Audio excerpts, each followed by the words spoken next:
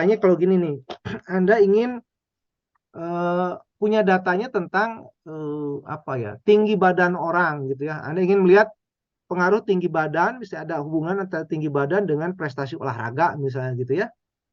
Atau misalnya berat badan dengan prestasi olahraga gitu. Atau misalnya IQ gitu ya, nilai IQ dengan IPK begitu ya. Nah, itu dari ketiga jenis contoh tadi data yang ada, kita bisa melihat ada kesamaan data yang mereka punya. Apa datanya berupa numerik gitu, angka, ukur aja keluar angkanya gitu ya, berat badan keluar angkanya. Mungkin IQ sedikit berbeda. Atau misalnya kalau yang lebih di luar ini ya, misalnya di luar ilmu kita, misalnya eh, eh, hubungan antara misalnya panas mesin dengan performa mesin misalnya begitu ya. Panas kan ada temperatur sekian derajat Celcius. Performa bisa kita lihat gitu ya, misalnya kemampuan menghasilkan sesuatu gitu, kinerja mesinnya ada angka juga. Tapi kita punya data yang lain, misalnya tadi motivasi belajar terhadap IPK nih. IPK-nya mungkin angka ya, tapi motivasinya itu kan kita nggak pernah bisa mengukur. Motivasi itu nggak ada ukurannya sebetulnya, tapi kemudian dikuantifikasi. Jadi kalau kalian belajar metode penelitian, nah nggak tahu ikut kelas saya atau kelas yang lain, itu ada beberapa data atau objek riset kita itu berupa hal-hal yang memang tidak bisa kita ukur secara langsung. Nanti itu prosesnya nanti ada namanya data seperti itu disebut sebagai data yang non numerik kalau di statistik. Nah, atau mungkin ada yang nyebutnya sebagai latent variable begitu ya. Atau data yang tidak unobservable nanti apakah di sini atau nanti mungkin di tempat ini juga. Nah, jadi kalau datanya itu berupa data-data numerik yang terukur, nanti kita belajar data. Nah, saya harusnya belajar nanti ya, loncat ya. Jadi nanti ada jenis data tuh ada 4 nih ya. Data yang bersifat nominal, nominal tuh tampilannya angka, tapi sebetulnya dia hanya apa ya, atributif aja. Misalnya gini, kalau teman-teman tuh kan suka ngisi kuesioner, misalnya nanti nama, alamat, jenis kelamin gitu ya. Perempuan, kayak misalnya 1, laki-laki 2. Nanti kita suruh milih kan tuh yang mana sesuai dengan jenis kelamin kita, pilih angka 1 atau 2. Nah, angka 1, 2 itu berupa angka, tapi dia cuma atributif. Maka data yang terwakilkan dalam bentuk angka seperti itu disebut sebagai datanya yang bersifat nominal saja gitu ya. Satu pertama hanya atributif.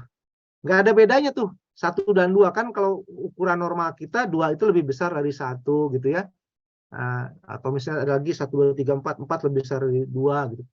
Ini mah nggak ada perbedaan laki-laki dan perempuan, ya sama saja, hanya dikategorikan gitu ya, dikategorikan aja, ini pembeda saja. Itu disebut nominal. Tapi nanti ada juga tuh kita melihat suatu gradasi atau hierarki angka. Misalnya 2 itu lebih besar 1, 3 lebih besar daripada 2, dan seterusnya, 3 lebih besar 1. Kan ada juga misalnya apa? Misalnya begini nih, mana ya, ya IPK lah, IPK. IPK 2 lebih besar IPK 1, IPK 3 lebih besar IPK 2, IPK 4 lebih besar IPK 3. Nah, kalau sudah mulai ada hierarki perbedaan nilai gitu, ada variasinya, maka jenis datanya sudah bisa dibedakan ya, daripada tadi yang cuma atributif, yang nominal namanya ordinal. Nah, ordinal. Tapi data ordinal ini tidak menggambarkan tingkatan dari selang perbedaannya. Maksud saya begini nih, kalau teman-teman misalnya ngopi nih, suruh ngopi, dikasih kopi oleh saya, satu kopinya kopi Nescafe itu kopi sasetan, satu kopi dari kafe, misalnya dari apa, saya boleh sebut merek ya, Starbucks gitu ya. Saya nanya nih, enak mana nih kafe Starbucks dengan kafe kopi sasetan?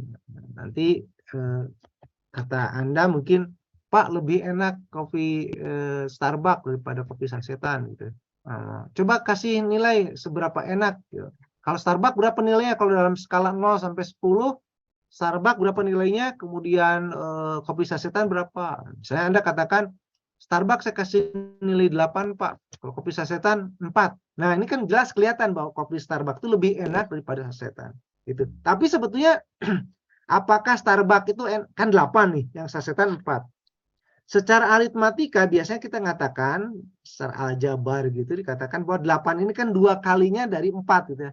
Nah, kalau satu ini 4, ini 8, berarti 8 itu 2 kali dari 4. Tapi sesungguhnya rasa kopi itu tidak demikian. Bukan berarti kalau Starbucks Anda kasih nilai 8, sasetan 4 itu berarti Starbucks enaknya 2 kali daripada sasetan. Enggak gitu juga gitu. Nah, kalau ketemu karakteristik angka yang begitu, maka itu sebagai datanya bersifat ordinal. Nah, jadi di atas itu kita mulai bisa membedakan ya ini 2 kalinya. Nah, ada lagi namanya itu disebut sebagai data yang bersifat interval gitu ya. Jadi ada intervalnya, ada 2 kalinya dan seterusnya. Tapi data interval ini tidak memiliki arti untuk 0 mutlak. Maksudnya apa? Jadi kalau kita ketemu nilai 0 gitu ya, tapi 0-nya itu bukan 0 mutlak, maka itu mengukur temperatur 20 derajat Celcius, 30, ada minus 4 derajat Celcius, ada minus 0 derajat Celcius.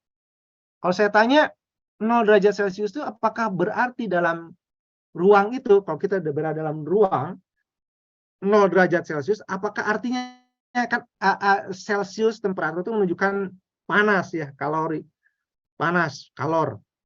Apakah kalau 0 derajat itu berarti nggak ada panas sama sekali? Itu enggak, artinya panasnya tetap ada, cuma panasnya nilainya 0 karena kemudian ada panas yang lebih rendah lagi, minus 1, minus 2 dan seterusnya. Nah, kalau 0-nya tidak berarti mengatakan sesuatu yang mutlak ketiadaan, itu sebagai interval gitu ya. Nah, tapi ada juga yang 0 itu artinya memang nggak ada, nothing gitu, kosong. Misalnya uang. Pak, saya nggak punya uang sama sekali. Artinya di saku Anda itu tidak ada uang. Betul-betul tidak uang. Nah, kalau 0-nya itu berarti 0 yang mutlak, gitu ya, maka itu namanya rasio. Nah, jadi berdasarkan data tadi nanti, kalau kita punya datanya yang ordinal, nominal atau maksimum ordinal, maka kita akan mengolahnya, melakukan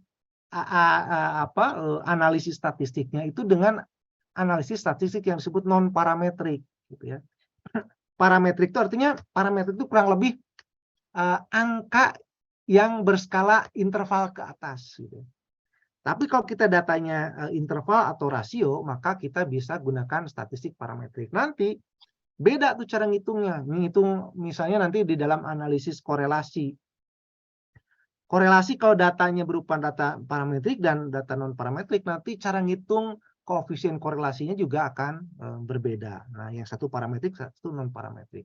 Di dalam ilmu sosial, HI gitu ya, ilmu politik, kebanyakan kita tuh sering berurusan dengan fenomena-fenomena yang non parametrik. Tadi mengukur opini, gitu ya, mengukur national power gitu, tadi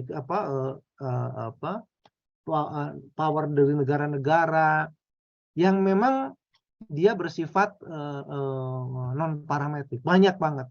Sehingga di dalam ilmu sosial seringkali analisisnya itu ya pakai non parametrik. Walaupun kita juga kalau datanya data parametrik tetap analisisnya parametrik gitu ya. Nah, itu yang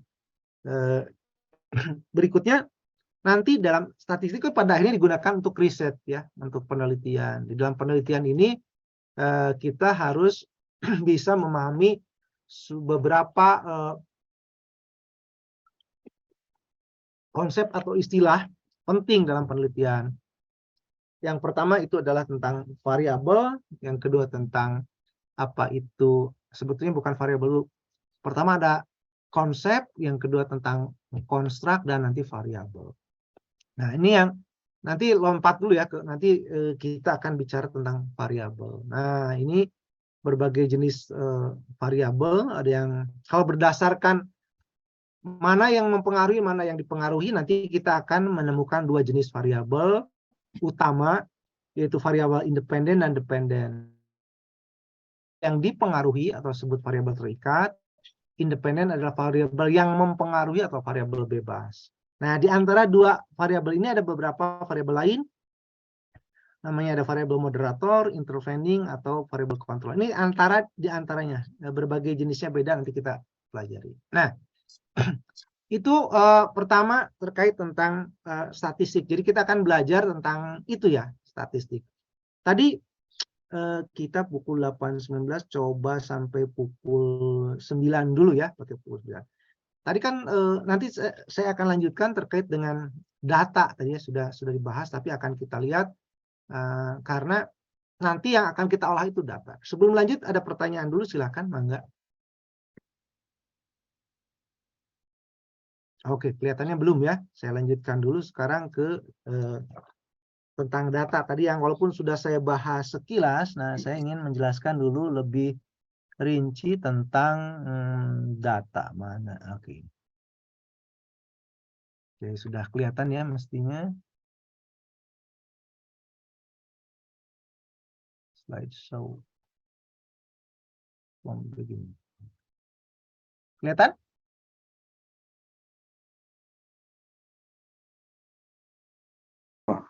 Nah, tadi kita sudah bicara tentang jenis dan kategori data. Nah, tadi yang kayak gini ya. Ada data tampilan tentang tinggi badan. Misalnya namanya Pak Ahmad, Budi, Catherine, dan Dadang. Tinggi badannya 167, 174, 160, 180 cm.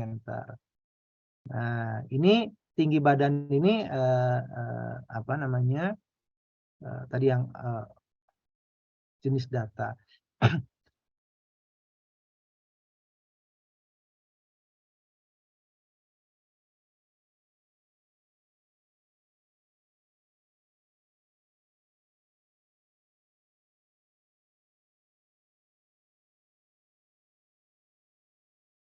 Coklat ini kayak apa ya? Kalau di yang apa es krim kesukaan anak saya itu apa yang ada di TSM itu. Nah, kayaknya ini nih. Ya, ada mint coklat chip, ada fudge brownie, rocky road. Ini rasa es krim tuh ya. Nah, jadi misalnya ini apa kelihatannya toko es krim dia punya berbagai varian rasa 1, 2, 3, 4, 5, ada 6 vanilla dan seterusnya.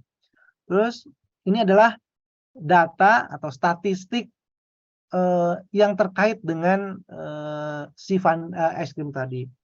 Ternyata si vanilla ini dalam katakanlah dalam 1 bulan terjual 300 item unit gitu ya, 300 unit rasa vanilla terjual 300 unit, 300 buah gitu ya dalam 1 bulan.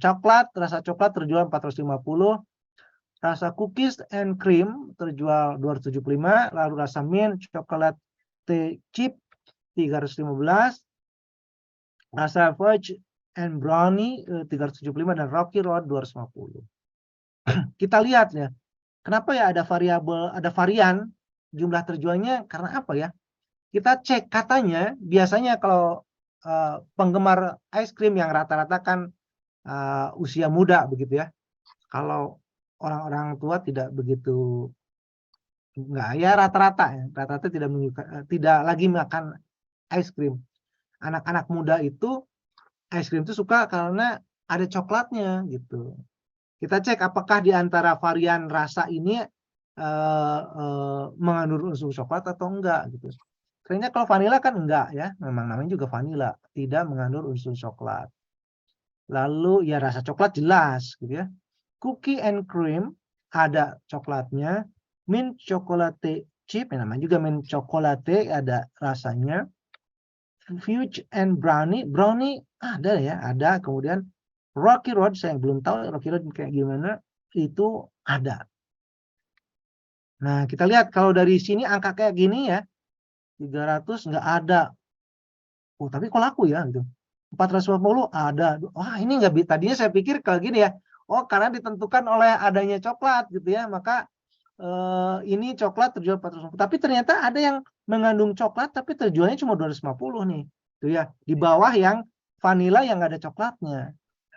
Apalagi ya apa penyebab apa ya penyebab varian dari penjualan es krim ini apa ya? Coba kita lihat bentuknya. Smooth atau chunky? Apa ya chunky itu apa? Ya gitu ya. Apa ada esnya atau apa smooth lah gitu ya. Vanilla itu smooth. Kemudian coklat itu smooth. Nah, cookies and cream chunky, mint chocolate chip chunky, fudge brownie chunky, dan roti road chunky. Nah, jadi dari data ini biasanya kalau kita jadi penjual, ini apa nih yang menyebabkan terjadinya variasi dalam penjumlahan es krim gitu ya di suatu toko tersebut. Nah, kalau kita lihat dari data ini, tadi tinggi badan ini masuk dalam kategori data yang berjenis dia apa? Nominal, ordinal, interval atau rasio. Ada bedanya kan jelas ya, berarti bukan nominal, interval ya oke kan kalau ada orang tingginya 200 meter 200 cm dibandingkan dengan orang yang tingginya 100 cm, berarti tinggi orang yang 200 meter 2 kali. Oh, berarti ini oke masuk ke dalam kategori ordinal nih. Oke. Tapi ada selangnya oke, berarti naik lagi tuh interval. Masuk nih ordinal boleh disebut ordinal boleh, tapi dia juga tadi ada intervalnya. Jadi bukan ordinal, lebih tepat dia dikategorikan sebagai interval. Oke, kita cek nol mutlaknya. Kalau ada orang tingginya 0 berarti memang tinggi atau sebetulnya Pak, ada tingginya? Nggak ada orang tingginya 0. Berarti dia masuk rasio nih, tinggi badan itu. Jumlah es krim terjual. Kalau ini kayaknya dia juga masuk ke rasio ya. Karena kalau dia tidak terjual 0 ya artinya tidak. Mengandung coklat. Nah ini apa ya? Yes, no. Kan cuma 2 ya. Nah ini masuk kategori nominal. Ya artinya vanilla dengan coklat cuma ya atau tidak gitu ya. Mengandung coklat atau tidak, nominal. Karena tidak ada bedanya ya, yes dengan no. Misalnya yes itu 1, no itu 2, ya nggak ada bedanya. Bentuknya smooth atau chunky ini juga nominal gitu ya. Nah, gitu. Nah, maka data yang ini akan disebut sebagai data yang kuantitatif, sementara yang tadi yang berupa kalimat kita sebut data kategorikal atau non kuantitatif gitu ya. Nah, maka tadi yang sudah saya sampaikan, kadang-kadang data yang berkategori nominal atau ordinal itu disebut sebagai kualitatif data gitu ya. Sementara yang interval sampai dengan rasio itu disebut sebagai data numerik atau kuantitatif. Nah, nanti data yang kuantitatif itu ada yang berbentuk dibedakan lagi nih. Yang kuantitatif itu dibedakan lagi ke dalam 2 jenis. Yang namanya ada yang data bersifat kontinu dan diskrit. Sederhananya gitu ya. Gimana membedakannya? Tapi saya ini dulu ya. Jadi kalau data yang data yang kontinu itu diperoleh dari pengukuran, ngukur gitu ya. Sementara data yang diperoleh diskrit itu data dari pencacahan, ngitung, mencacah ya, mencacah. Gimana ya? Kalau belum kebayang nanti saya kasih contoh. Kontinu itu dengan mengukur, diskrit itu dengan mencacah, menghitung. Contohnya begini. Anda akan mengukur tinggi badan. Pakai apa? Pakai alat ukur ya, penggaris gitu ya. Penggarisnya mungkin tali itu. Diukur gitu ya. Nanti ketemu angkanya biasanya adalah misalnya 175,3 cm.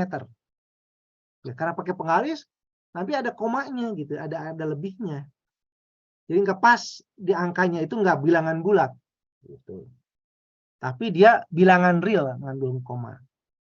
Tapi kalau discrete tadi mencacah itu adalah misalnya gini, berapa jumlah mahasiswa HI yang mengambil mata kuliah statistik? Saya hitung 1, 2, 3, 4, ketemulah misalnya 2 kelas ini ada 80 orang. Bilangan bulat tuh 80, nggak pernah jadi 80 setengah gitu. Kok ini 80? Oh, yang itu Pak tinggi badannya kurang dari 160, jadi saya hitung nggak bisa gitu. Kalau menghitung itu pasti dia bulat. Berapa jumlah biri-biri? Pasti bilangan bulat. Berapa jumlah mobil? Berapa jumlah apa gitu? Itu mencacah, itu diskrit. Nah, jadi kalau kita memperoleh data dengan cara mengukur, dengan menghitung, nanti beda. Ada data yang bersifat kontinu berupa tadi bilangan real, dan ada yang kalau mencacah bilangan bulat. Karena kita menghitung, mencacah gitu ya. Seperti itu. Nah, itu jadi data kualitatif, data kuantitatif. Kualitatif itu nominal, ordinal. Kemudian yang kuantitatif itu dibagi dua lagi, ada yang kontinu dan diskrit. Yang ini tadi masuk diolah secara non parametrik, yang ini secara parametrik. Nah, jadi kalau dipetakan kurang lebih begini gitu ya. Ada yang kategorikal, tadi non parametrik, ada yang numerikal. Contohnya tadi nama, jenis kelamin, menu makan, dan seterusnya. Kalau diskrit ini ya tadi ya, jumlah tanggungan dalam keluarga, jumlah anggota keluarga, jumlah mobil yang lewat jalan tol. Nah, kalau kontinu, umur. Ya umur, Pak, nggak pernah umur tuh 3 tahun kan? 3 tahun 6 bulan gitu ya. Atau jam kerja 4,5 jam. Pendapatan 4.500.000 gitu, koma ada gitu ya. Suhu 60,5. Angka penjualan. Angka penjualan kontinu ya. Kalau saya angka penjualan diskrit ya, kalau saya angka penjualan. Kalau kategorinya, kalau dia 4,5 juta gitu kan, sebetulnya 4.500.000 gitu ya. Berapa yang terjual gitu, karena tidak diukur. Saya nggak, kurang setuju nih kalau angka penjualan di sini masuk ke dalam kontinu, harusnya ke diskrit kalau menurut saya. Nanti kita cek lagi. Nah, ini sudah tadi ya contohnya. Ini cara membedakannya seperti ini data itu. Nah, kalau di mana di Excel mungkin nanti tampilannya seperti ini. Nah, contoh lagi ya. Jadi ini ada data tentang usia pemilih mungkin ini ya. Ini pemilih di Amerika Serikat, usianya, kemudian preferensi partai politiknya, apakah dia Republik atau Demokrat, kemudian jenis kelaminnya, dan lalu dia partisipasi politiknya, apakah dia ikut terlibat dalam pemilihan umum gitu, presiden atau kongres, senat. Kita punya data seperti ini misalnya, ada ini data usia, kemudian ini data preferensi politik, ini jenis kelamin, dan ini melakukan partisipasi politiknya gitu ya. Nah, kalau kita lihat usia ini apa? Nominal, ordinal, rasio, interval gitu. Nah, kalau ini jenis preferensi politik masuknya apa? Jenis kelamin apa? Kemudian partisipasi politik apa? Gitu. Nah, nanti biasanya kita akan bedakan. Gitu ya. Ini, nah kalau tadi, mana yang tadi? Ini biasanya tampilan dalam bentuk Excel gitu ya. Nah, ini yang familiar Anda sering gunakan. Nah, nanti kalau kita tidak pakai Excel, misalnya pakai SPSS, kalau ini pakai kelihatannya pakai R atau Python. Nah, nanti kita mengolah begitu. Datanya seperti ini gitu ya. Kurang lebih sama, ini negara, usia, tingkat pendapatan, apa ya, ini terkait dengan apa? Mungkin preferensi politik juga mungkin ya. Oh, sorry, ini negara Prancis, usianya 44, pendapatan sekian, yes atau no gitu loh ya. Nah, oke lah, ini hanya ingin nanti diolah begitu, diolah ke dalam arah akan kurang lebih seperti ini. Nah, kalau ini datanya betul-betul data yang kategorikal, non numerik gitu, tidak numerik. Ada high, low, acceptance mungkin seperti itu ya. Ini berbagai jenis data. Ini masih tentang data. Nah, tadi yang saya cerita perbedaan data kontinu dan kategorikal gitu ya. Jadi basically anything you can measure or count is quantitative. Jadi ya tadi ada diukur atau dihitung. Lebih tetap tadi saya nyebutnya mencacah ya, count mencacah gitu ya. Oke.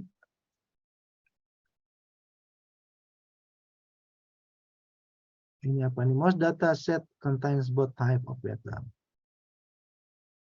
It's actually quite difficult to visualize data that is purely quantitative or qualitative. Jadi nanti tugas kita itu ingin apa? Meringkas data dengan bentuk yang tampilan seperti itulah ya, gambaran umum. Nah, itu pengantar saja. Jadi pengantarnya nanti kita masih punya 30 menit untuk masuk satu topik awal dulu.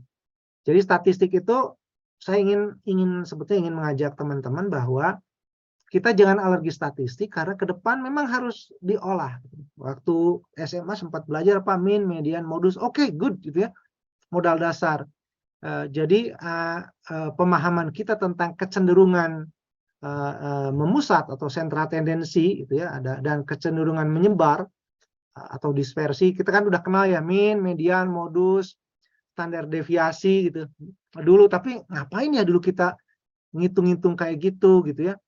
Mungkin kalau min, median, modus masih udah oke lah, ngerti Pak. Kayaknya kalau rata-rata min itu kan penting Pak. Jadi bisa tadi rata-rata sesuatu. Jadi ada dua modus tadi dalam deskripsi itu ya, kecenderungan sentral tendensi atau kita sering di bahasa Indonesia kan menjadi kecenderungan memusat, sentral tendensi, and dispersi atau kecenderungan menyebar. Jadi data itu nanti suatu data ada kecenderungannya memusat, mengumpul, ada yang menyebar. Mengumpul itu gimana? Tadi saya bicara bahwa statistik itu menggeneralisasi. Nah, orang itu senang menggeneralisasi ini karakter orang itu. Rata-rata orang Indonesia itu suka nggak ya sama senang nggak sih sama kasus yang kemarin pegawai Dirjen Pajak gitu ya, suka nggak sih gitu kan? Kalau nanti Bu Sri Mulyani ini akan mengubah kebijakannya nggak, dengan kan ramai nih netizen ya gitu, wah udahlah kita bayar pajak tapi ngapain nih dipakai untuk foya-foya gitu. Nanti kan Bu Sri Mulyani dapat gitu, apa ya, apakah pajak ini harus kurangi lagi? Kan sekarang Bu Sri Mulyani Menteri Keuangan sangat menggenjot pendapatan pajak gitu ya. Nanti karena fasilitas layanan publik masyarakat itu diperoleh dari pajak. Nah, oke, semangat. Tapi kasus yang kemarin, wah jangan-jangan duit kita dipakai nih buat mengayakkan aja para pegawai pajak. Wah, nanti kan didesak beliau ngambil keputusan orang Indonesia itu setuju atau enggak sih gitu. Nah, katakanlah iseng nih, Haikal iseng, wah cobain deh gitu ya, tanyain seluruh Indonesia. Nah, nanti kan menggeneralisasi apakah mayoritas orang Indonesia gitu. Nah, kata-kata mayoritas itu dalam statistik bisa direpresentasikan dalam bentuk min, rata-rata gitu. Rata-rata orang Indonesia. Dia kecenderungannya memusat, rata-rata orang Indonesia. Gitu ya, rata-rata. Min apa? Median. Nah, median itu apa? Kemudian nilai tengah. Nilai tengah itu kan kalau kita punya angka dijejerkan gitu kan ya. 1, 2. Oke, bisa nggak ya saya pakai ini? Pakai share screen-nya tapi pakai whiteboard. Oke, cobain. Itu ya. Misalnya tadi tinggi badan 160, 161, 100. Misalnya gini angkanya, kalau dapat tuh gini begitu ya. 170, 180, 190, 172, 169. Ada sih di antara kalian tuh yang tingginya misalnya 185. Tapi ada juga yang mungil, misalnya 150, tapi 170 lagi, 171. Data, kecenderungan data tuh kayak gini. Nah, kan ini kalau kita dapat datanya kayak gini, lalu biasanya diurutkan gitu ya. Mana yang paling rendah? Oke, kita urutkan 150 dulu deh. Ini udah ya, 150 udah. Terus berapa? 150 sekian nggak ada. Oke, 160 ada ini ya. Ini ada lagi 160-nya. Ini masa 80, mungkin 180-nya. Udah ya. Oke, ada lagi 161. Ya, ini manual dulu biar pemahaman mendasar dulu. Oke, sudah. Di atas 161 berapa? Oh, udah 170 ya langsung. Ini 170. Ada lagi 170 ya tadi kalau nggak salah nih. 170. Berikutnya yang lebih dekat berapa? 171. Oke. Terus ada lagi nih 172. Oh, ada 169 tadi ya, lupa sini nih. Sini ada 169 nih. Nah, ini 169 ada di sini. 172, lalu setelah itu 180 ini ya. 180, lalu ada lagi 180, ada lagi 185, ada 190. Biar ini enggak kagok, hapus aja lah 169-nya. Nah, gitu ya. Di data kita punya data gini nih, ada berapa nih? Ada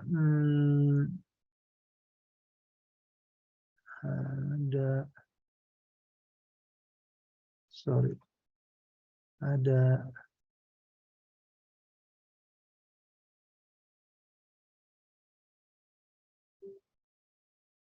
1, 2, 3, 4, 5, 6, 7, 8, 9, 10, 11. Kita punya data tinggi badan 11 orang. Min tadi kan rata-ratanya kita jumlahkan. Jadi rata-rata tuh kecenderungan memusat menggeneralisasikan. 150 tambah sekian gitu kan dibagi 11. Maka umumnya pakai rata, biasanya kalau kita ingin mengatakan generalisasi pakai rata-rata dulu. Jadi penting ya belajar rata-rata karena itu merepresentasikan generalisasi yang pertama. Yang kedua, kita bisa pakai median. Median kan diurutkan dulu, waktu cari tengahnya. Ini kan ada 11, maka data yang ke tengah, paling tengah itu data nomor 6 ini. Nah, ini adalah median untuk distribusi dari tinggi badan kita ini. Berapa? 171 nih si mediannya ini. Mediannya 171. Apa artinya? Kalau kita urutkan, ini ada kemungkinan median dengan tadi rata-rata, min itu. Jadi kan kita udah min. Ada kemungkinan median dengan min ini menyerupai nilainya gitu ya, menyerupai. Biasa kalau datanya sedikit nggak menyerupai, tapi kalau datanya banyak, kemungkinan nilai median dengan min itu akan menyerupai. Nah, ini kan kebetulan datanya cuma 11. Pasti kemungkinan besar ya kalau datanya kayak 150 gini ya nggak mirip-mirip banget. Tapi kalau misalnya datanya banyak, jadi kalau nanti ketemu minnya 100, mungkin minnya 168 gitu ya. Ini 121 gitu. Itu ya median menyerupai. Kemudian yang kedua adalah apa? Median modus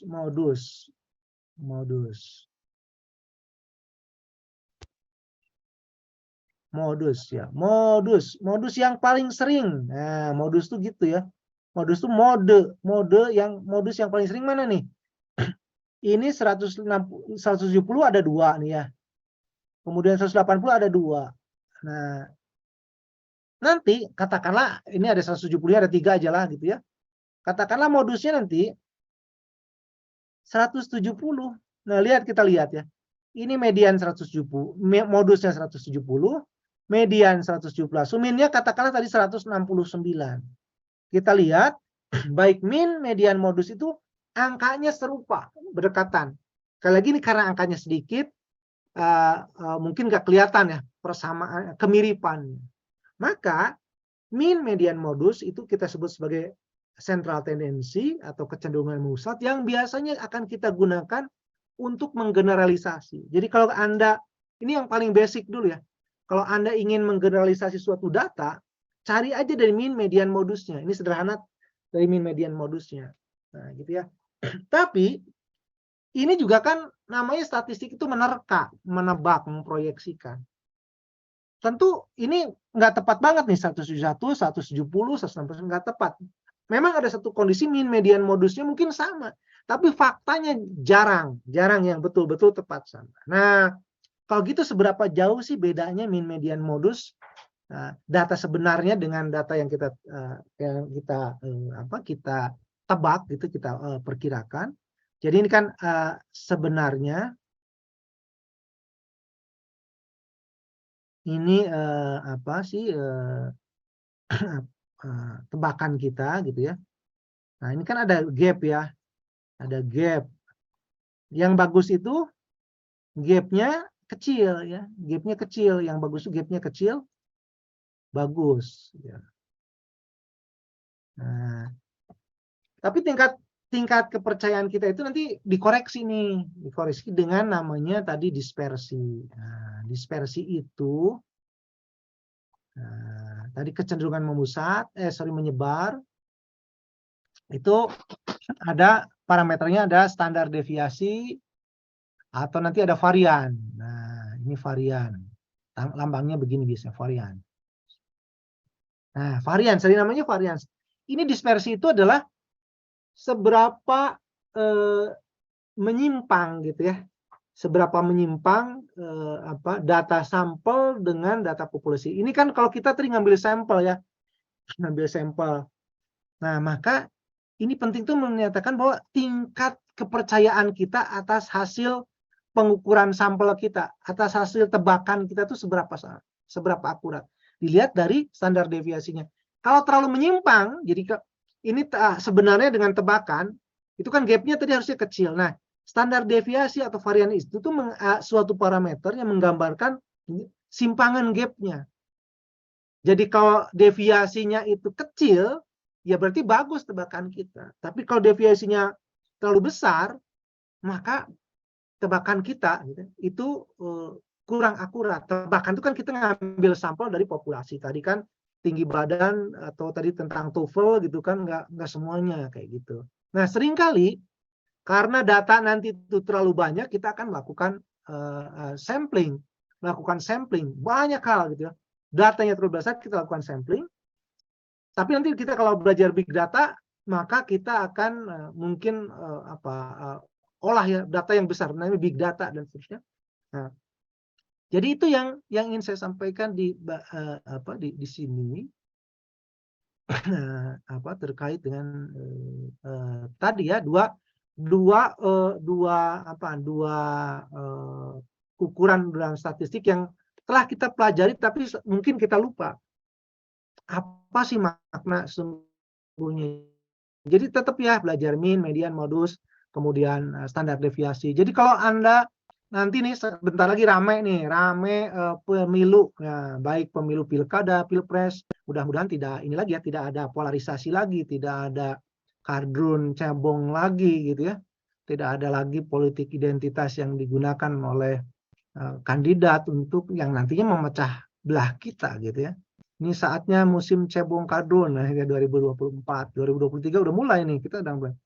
Nah, nanti akan lagi itu tuh ada quick count. Wah, sekian persen ini kan dulu ramai itu zaman yang tahun lalu ada lembaga survei yang begitu pede, tapi kemudian ketahuan karena jadi misalnya hasil tebakan dari lembaga survei itu nggak persis sama, tapi perbedaannya tipis. Ada satu lembaga yang beda sendiri, yang misalnya ada 5 nih, 4 ini hasilnya kandidat A yang lebih unggul, ini sendirian kandidat B yang lebih unggul. Ini aneh juga loh. 1 dari 5 itu cuma dia yang berbeda. Kenapa ya? Nah, itu kita lihat apakah dia statistiknya. Nanti lihat standar deviasinya, toleransinya seperti apa ya, toleransi tingkat kepercayaannya dan seterusnya kayak gitu. Nah, Pak, kita belajar itu enggak? Nah, karena mau pilkada bolehlah nanti kita belajar basic tentang hal-hal kayak gitu. Itu terkait dengan statistik. Jadi sekali lagi tadi kita sudah tahu di awal bahwa statistik ini tujuannya adalah mengolah data ya, mengolah data. Nanti kita akan pertama deskriptif dulu, menyajikan data. Pak ngapain? Enggak, nanti pakai coba belajar menampilkan data dengan lebih baik. Mulai dari pakai Excel, nanti saya cobain ya, kita sama-sama cobain hasilnya kayak gimana. Karena Excel tuh semua orang pasti punya Excel di laptop, di handphone juga ada Excelnya gitu ya, mungkin. Nah, jadi maksud saya jangan terkendala oleh tools. Jadi kalau punyanya Excel, pakai Excel. Nanti mungkin kita pakai Tableau. Tableau ini juga berbayar. Tapi untuk ada yang ya yang studentnya mungkin gitu ya, coba kita lihat. Tapi untuk keperluan pendidikan bolehlah nanti ya cari yang tanda kutip bajakannya gitu ya, Tableau. Ada lagi BSI gitu ya, Microsoft BSI juga ada. Ya kita pelajari. Yang penting bagaimana cara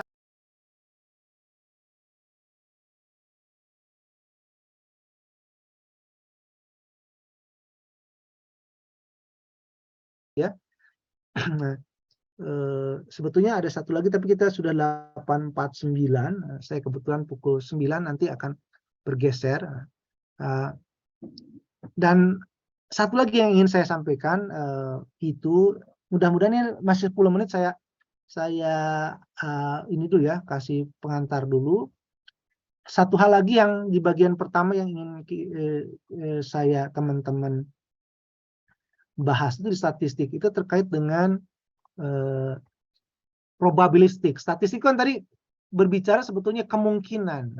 Kemungkinan yang di dalam statistik disebut sebagai probabilistik, probabilitas, kemungkinan, peluang gitu ya. Nah, jadi statistik yang juga harus teman-teman ini pahami dulu konsep peluang ya. Probabilitas. Jadi ini memang statistik ukurannya kalau kita bicara statistik itu tidak ada yang pasti teman-teman ya. Jadi tingkat kemungkinan terjadinya gitu loh kalau statistik itu. Kenapa tidak bicara sesuatu yang pasti? Karena kebanyakan kita tuh melakukan sampling, tidak mengukur populasi. Kebanyakan kita tuh mengukur sampel, bukan mengukur populasi. Karena itu ada potensi dia menyimpang dari fakta yang sesungguhnya. Maka kita harus jujur.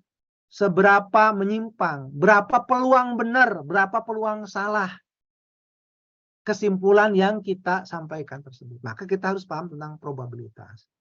Berapa besar peluang Manchester United menggeser Arsenal gitu ya. Berapa besar peluang tim favorit saya Liverpool masuk udahlah ke 4 besar gitu ya. Begitu ya. Berapa besar peluang Anda dapat nilai lulus di mata kuliah statistik?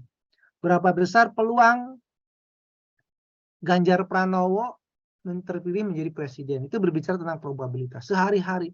Berapa besar peluang terjadinya krisis energi dunia atau World War III gitu ya, the Third World War gitu, perang dunia ketiga. Berapa besar peluang berakhir krisis di Ukraina Rusia? Itu berbicara tentang probabilitas karena memang tidak pasti ya. Nah, jadi probabilitas itu apa? Probabilitas itu secara bahasa artinya adalah besarnya kesempatan atau kemungkinan suatu peristiwa akan terjadi. Suatu peristiwa itu bisa jadi tadi hujan gitu, apakah hujan gitu, atau tadi akan terjadi perang dunia, akan terjadi krisis ekonomi, akan terjadi lagi pandemi gitu ya. Berapa besar kesempatan kemungkinan suatu peristiwa terjadi? Biasanya dinyatakan dalam angka 0 sampai dengan 1. 0 itu tidak akan terjadi, 1 itu pasti terjadi.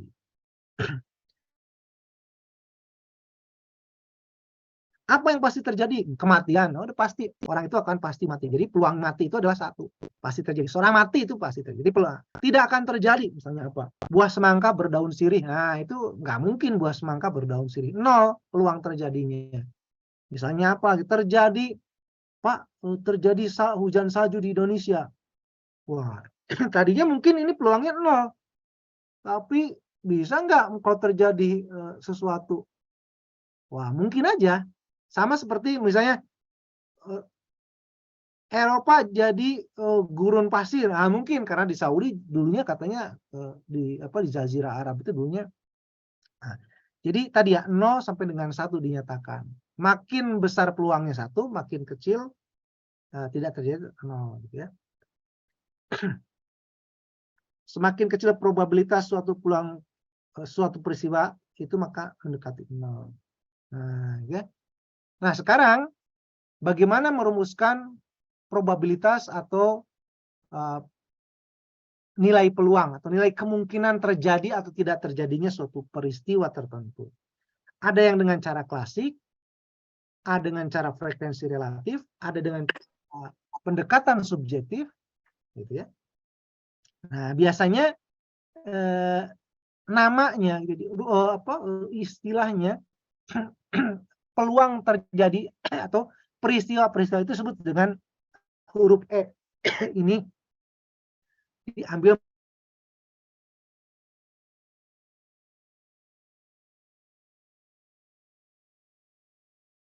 event ya, gitu. Event musik, event olahraga, nah, itu event kejadian, peristiwa, gitu. Maka peristiwanya dilambangkan dengan E, peluang, maka peluang kebutuhan hurufnya, huruf depannya sama ya bahasa Indonesia dengan bahasa Inggrisnya. Peluang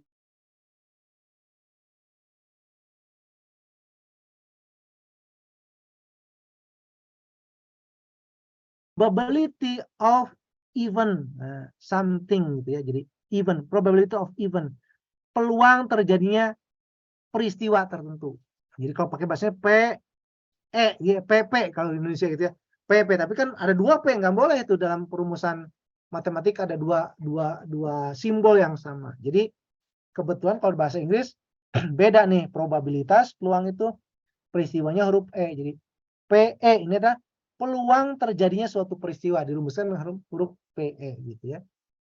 Nah, tadi kan kejadiannya kita sebut E. Nah, kemudian kejadian itu terjadinya dengan berapa cara gitu. Nah, bisa terjadinya berapa cara? Maksudnya gini, kalau kita punya dadu itu kan segi 6. Nanti ada titiknya muka 1 sampai 6 ya, titik 1, 2, 6 gitu dadu. Nah, kejadian muncul 1, 2, 3, dadu kan cuma 6 matanya ya. Kalau uang logam ya cuma 2 ya. Muncul huruf gambar lambang, biasanya belakangnya ada angka nilai uangnya. Nah, terjadinya kejadian itu berapa cara, itu dilambangkan dengan M. Jadi kalau uang cuma ada 2 cara tuh, muncul muka atau belakang, muncul angka atau lambang. Cuma 2 tuh, M, dilambangkan M-nya ada 2. Kalau dadu dilempar, ada kemungkinan 6 muncul muka 1, 2, 3, sampai 6. Nah, maka cara terjadinya itu sebagai M. Gitu ya. Nah, dari berapa kemungkinan, itu adalah muka 1, 2, 3 pilihannya. Dari kalau jumlah seluruhnya kita sebut sebagai N. Ini N ini familiar ya, kita sering menyebut N itu adalah jumlah gitu ya. Nah, mungkin ini digunakan dulu N-nya. Seluruh caranya N, cara tertentunya M. Jadi kalau dadu ada 6, N-nya yang 6. Mata uang logam ada 2, ya N-nya yang 2. Tinggal caranya kalau dadu muncul muka 1, itu M. Gitu ya. Muncul muka 2, M. Kalau uang mungkin gambar atau angkanya. Gitu ya. Nah ini ya, muncul gambar komodo ini atau lambang rupiah ini. Masih ada nggak uang ini ya? Nggak tahu. Ya. Ya. Ya. Sekarang. Pakai. Oke. Nah, contoh. Pelem cuma ada 2 tadi, mukanya atau belakangnya. Muka tuh ini, misalnya ini mukanya ini yang gambar komodo ini, belakang yang ini. Kayaknya uangnya udah nggak kayak gini sekarang ya. Uangnya kayak gimana lah gitu ya. Muka dan belakang. Maka ada 2 kemungkinan yang mungkin muncul muka atau belakang. Maka N-nya ada 2. Maka kemungkinan muncul muka, peluang muka E-nya adalah M gitu ya. Belakang E-nya itu adalah B. Gitu ya. N-nya ada 2 tadi dari sisi, maka peluang muncul muka itu ya mukanya cuma ada 1 dan cuma ada 2 peluang, ya 1/2 dan seterusnya. Kalau dadu kan ada 6 ya, maka peluang muncul ini cuma ada 6, 1/6 tiap muncul seperti itu. Nah, sebenarnya contoh lainnya kartu truf atau kartu remi. Kartu remi itu terdiri dari berapa? 52 ya. King, Queen, Jack, As, 4 gitu ya. Kemudian yang angkanya itu ada 2 sampai 9. Jadi berapa tuh? 8. 8 tambah 4, 12. Benar nggak sih? 12. Ada 3 jenis, ada yang wajik, ada yang keriting, gitu, ada yang hard, ada yang ini apa namanya? 48 ditambah joker. Kalau joker dihitung, jokernya ada 4, 52 total dengan joker, gitu ya. Nah, jumlah seluruh kartu itu ada 52 termasuk joker. Kartu hati, nah hati yang kayak gini nih, mulai dari 2, 3, 9, tadi ada 2, ada 13 dengan joker ya. Dengan joker 13. Gitu ya. Joker hati 13. Jadi yang keriting juga ada 13, total keriting. Wajik atau bata apa spade gitu ya. Kalau bahasa Inggrisnya apa? Itu juga 13. Jadi totalnya 13 kali 4 52. Sorry, betul ya? 13 kali 4 kali 52. Oh benar 52. 3 kali 4 12, 4 52. Nah, maka kejadian munculnya kartu hati, hatinya kan kartu hati cuma ada 13. Total seluruh kartu remi atau truf itu ada 52. Maka kemungkinan kita ngambil apa dari tumpukan kartu, kemungkinan kita dapatnya kartu hati itu adalah sebesar 13/52. Karena kartu hatinya ada 13, jumlah total keseluruhan kartunya ada 52 gitu. Nah, kalau kemungkinan dapat as itu kan ada 4 buah ya, as hati, as wajik, as keriting, dan as yang hitam itu gitu ya. Kan cuma ada 4. Dari tumpukan kartu kemungkinan dapat as berapa? Jumlah asnya ada 4, total kartunya 52, 4/52. Nah, contoh lain, kalau di dalam kotak ada bola-bola. Ada 20 bola, isinya 10 bola merah dan 10 bola putih. Jadi kalau kita ditanya,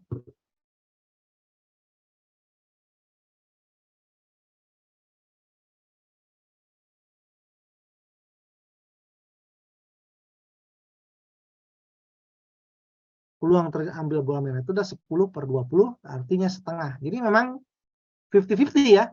Jumlah bola merah dan putihnya sama, 50-50. Itu. Nah, itu kalau pakai perumusan dengan apa tadi istilahnya klasik ya, klasik. Nah, sekarang kalau dengan frekuensi relatif gitu. Nah, pada contoh sebelumnya gitu ya, yang tadi yang ambil bola merah itu, semua hasil mempunyai kesempatan sama atau kemungkinan yang sama untuk muncul. Jadi probabilitas untuk terpilihnya itu punya peluang yang sama. Jadi fair, gitu ya. Bagaimana kalau ada syarat atau kejadian yang menyebabkan kesempatan atau kemungkinan sesuatu terambil itu sama, tidak sama.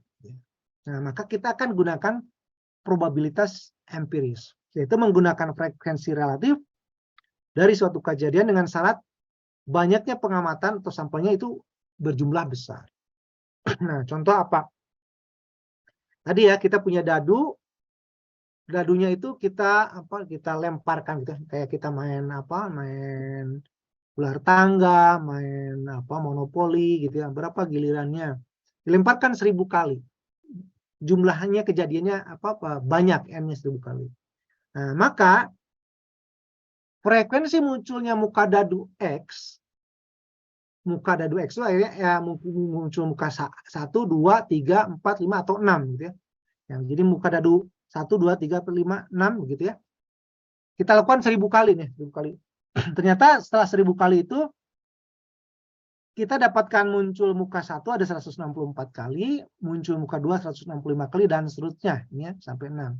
Berbeda ya, karena kan random gitu ya. Nah, bila menyatakan kejadian munculnya muka-muka dadu tersebut, muka 1, 2, 3 gitu ya. Jadi PE atau PE peluang terjadi muka tersebut.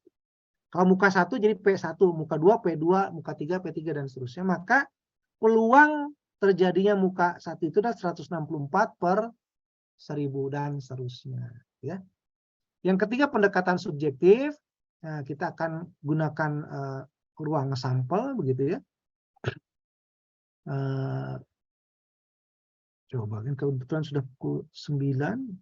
Nah, nanti kita di pertemuan berikutnya akan mengupas sedikit lagi tentang probabilitas kejadian majemuk. Jadi kalau tadi kan cuma 1 kali. Nah, di dalam kehidupan nyata, kejadiannya itu majemuk, plural. Tidak hanya 1 kejadian, ada 2 kejadian. Nanti kita akan ketemu dengan apa yang disebut sebagai kejadian yang saling lepas, dan kejadian yang saling bebas. Jadi apa keduanya nanti akan kita pelajari di minggu depan. Sebentar aja ya, saya akan kupas. Ini bahan kuliahnya akan saya share. KM-nya aja mungkin nanti ke ke saya, minta di WhatsApp, nanti saya kasihkan bahan kuliah untuk yang pertemuan hari ini. Nah, minggu depan kita akan coba membahas masih peluang, sedikit saja peluangnya, lalu kita mulai melakukan deskriptif analitik, belajar nanti menyajikan data deskriptif, mulai dengan Excel dan mungkin Tableau. Tableau itu bisa beli juga ya di OL Shop tuh ada yang ini, tapi harganya agak lumayan kalau tidak salah ya, ada yang 100.000 atau berapa, nanti saya lihat dulu ya. Kalau harganya mahal nanti saya share aja lah gitu ya, nanti diperbanyak boleh. Buat latihan ya, toh nggak apa-apa buat pendidikan. Oke. Sementara karena sudah pukul 9 saya harus beralih ke kegiatan yang lain. Insya Allah minggu depan kita mulai lagi, mudah-mudahan hari Selasa depan tanggal tidak ada jadwal bentrok, jadi saya bisa full ngajar. Pengennya sih saya full mengajar gitu, tapi karena ya tugas-tugas tambahan, jadi mungkin saya akan berbagi dengan Pak Fabila. Insya Allah tanggal 7 sih tidak ada kegiatan, jadi bisa kita lanjutkan perkuliahan sampai paling tidak materi-materi yang penting gitu saya bisa masuk, sisanya mungkin nanti bisa di cover oleh Pak Fabila. Jangan lupa mengisi daftar hadir, sudah bisa, silakan.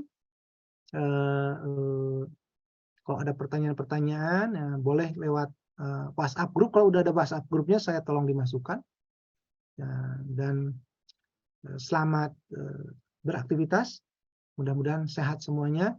Pak, saya mau hybrid ya, tapi nanti kita tentukan gimana ngaturnya gitu ya. Siapa yang akan hadir ke kampus diatur, nanti saya ngobrol gimana, kan Pak pengen sekali juga nih hadir ke kampus gitu ya, yang kebetulan sudah tinggal di Jatinangor atau ada di Bandung. Nanti kita atur saja, karena nanti saya akan coba buat prakteknya gitu, praktek statistik, kita simulasikan langsung mengumpulkan data, ya aman lah gitu ya. Kita coba praktikannya di ruangan terbuka, jadi nggak harus berada di dalam kelas, tapi nanti kalau harus di kelas kita akan atur ya. Kelasnya belum tahu, tapi bisa pakai ruangan saya. Mungkin kalau di Jatinangor sih ruangan saya cukup luas, nanti bisa berbagi siapa yang masuk duluan. Di ruangan saya ada mesin kopi, jadi sambil ngopi-ngopi santai gitu ya, teman-teman. Oke, nah baik, kalau mudah-mudahan untuk pertemuan hari ini tidak ada tanya jawab dulu. Terima kasih atas kehadirannya. Jangan segan-segan bertanya. Mudah-mudahan nanti ada yang skripsinya coba menggunakan pendekatan kuantitatif, jadi bisa dibimbing oleh saya langsung. Baik, terima kasih. Sekali lagi jangan lupa ngisi daftar hadir. Selamat siang. Assalamualaikum warahmatullahi wabarakatuh. Waalaikumsalam warahmatullahi wabarakatuh. Waalaikumsalam warahmatullahi wabarakatuh. Terima kasih Pak.